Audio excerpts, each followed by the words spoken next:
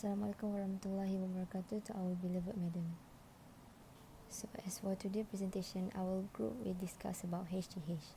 So before I start, allow me to introduce you to our group members, which is first me, Nurul Faramisha binti Ainuddin Lajim.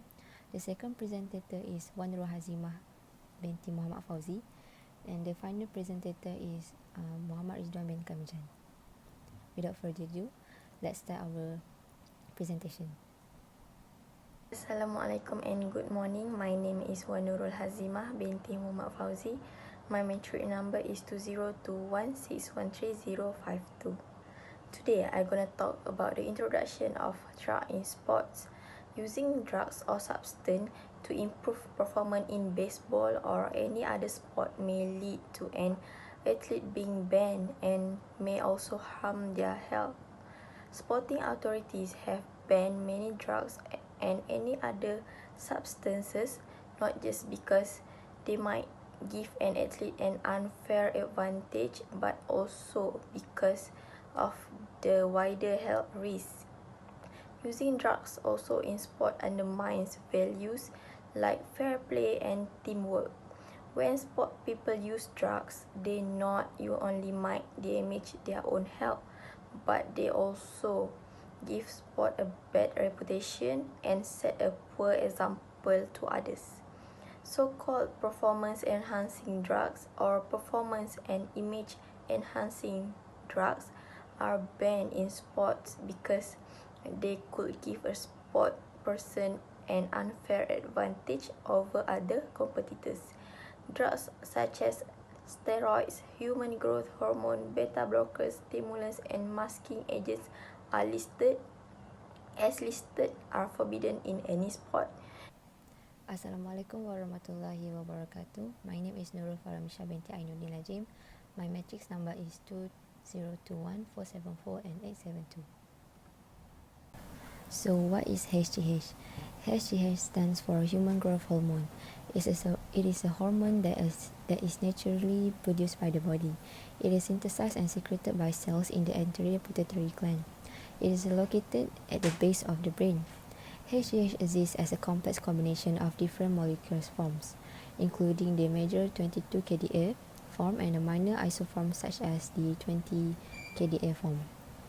HGH stimulates many metabolic processes in cells, such as protein, fat, carbohydrate, mineral, and metabolism. As you can see here, they are one of the professional baseball player who is Mike Jacob. He tested positive HGH.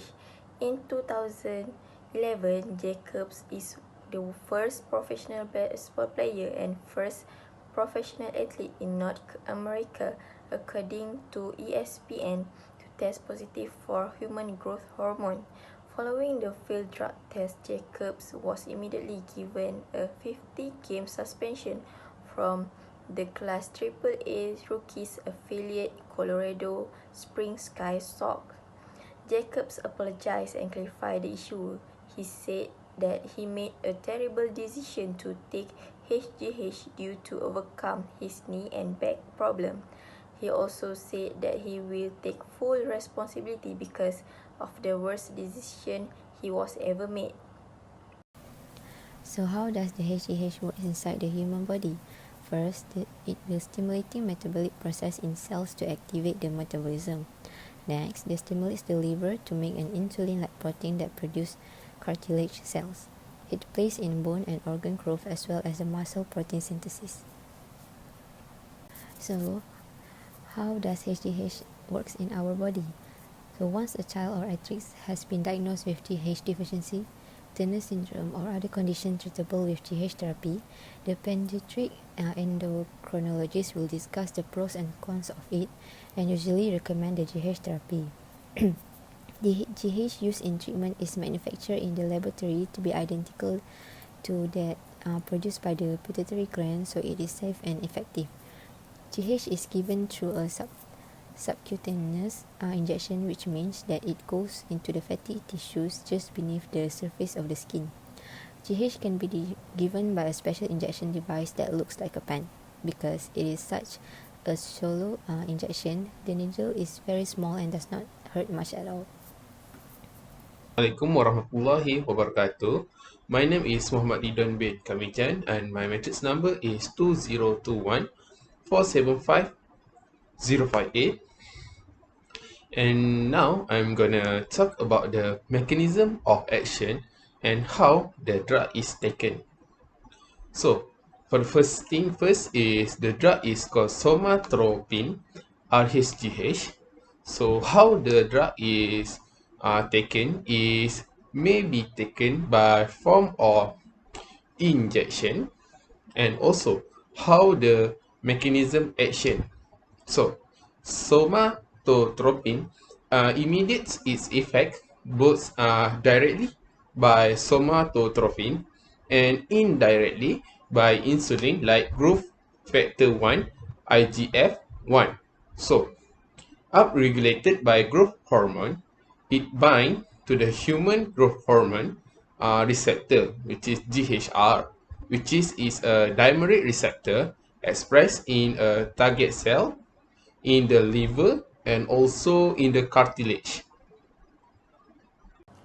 Even though the HGH are not allowed and forbidden in sport, but there are some the advantage in person, which is the first one. It can increase someone exercise capacity. It also can improve someone bone density, and someone can build their muscle mass, and it can also reduce the body fat. Now I'm going to talk about the effect at the body athlete and also the sport performance while you taking the drugs. So for the first one is the effect at the body. The athlete may suffer the headache and also the unusual weak or a tiredness. Or the worst case is the athlete may suffer the allergic reaction such as a skin rash, itching or hives, swelling of the face and lips, and also on the tongue. So now, the effect during the sport performance. So the athlete, during the performance, they will increase their lean body mass. The second one is athlete will decrease their fat mass, and also if the athlete suffer the injury, they also will recover in a short time period. When it comes to any drugs or substance, of course they have a side effect toward people. There are several side effects that may go along with HGH use. These side effects are possible with the prescribed version as well as an illicit form of HGH, since the content is not completely known and regulated. Side effects may affect older adults more than younger people. They have two terms in side effect, short term and the long term. For the short term, people can feel the muscle ache, joint discomfort, swelling of the hand and feet, and also feel the headache. For a long time effect, it can cause acromegaly, which is adult cannot grow taller by using the synthetic growth hormone. High dose will thicken the person's bones instead of lengthening them. But not all people could have a HGH, because HGH injections are not recommended for people who have a tumor, cancer, serious illness, severe breathing problem, multiple injuries, and the complication from open heart and abdomen. People with acromegaly will experience an overgrowth of bones, particularly in the hands, feet, and face. The skin can also be affected and may turn thick, coarse, and hairy. The excess of HGH level can also lead to high blood pressure and heart disease. Talk about how is the sample need and how the drug is measured. So, for the sample collection procedure by anti-doping, there are several stages in the doping control process. So, what the first step? So, for the first step or stage is called the athlete selection. So, athlete can be selected for testing at any time and anywhere. For the second stage is notification. The doping control officer DCO notify and inform the selected athlete. Then the stage 3 is report to the doping control station. Athletes should report immediately for the doping control test. And the next stage is stage 4, select sample collection vessel. So athlete will be give a few individually sealed sample collection vessel to select from. Is the stage 5 is completing the doping control form DCF, which is declaring any medication or supplement taken during the past 7 days. The athlete also providing their details of any therapeutic use exceptions, and also noting any comments about the doping control procedure, and also athlete must signing and receiving the copy of the DCF, which is the doping control form. For the last stage is stage 6 is the laboratory process and the result. All collected sample will be packaged and sent to the WADA, accredited laboratory for analysis, and the result entered into the ADAMS. I'm going to talk about how it measures the drug. For the first one is athlete must taking the urine test, which is minimum volume take is like 90 milliliter ml for the test, and for the second method is blood test, which is maximum volume taken is like 30 milliliter for the test. So how the sample collection? The sample can be collected at any time and any place, anywhere.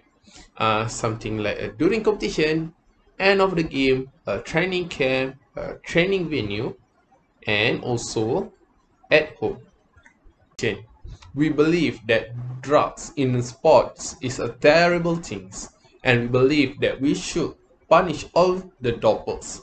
They are cheating and rob the true athletes who are follow the rules of a fair competition. We should have more drug tests and more several penalties for the player who taking the drugs.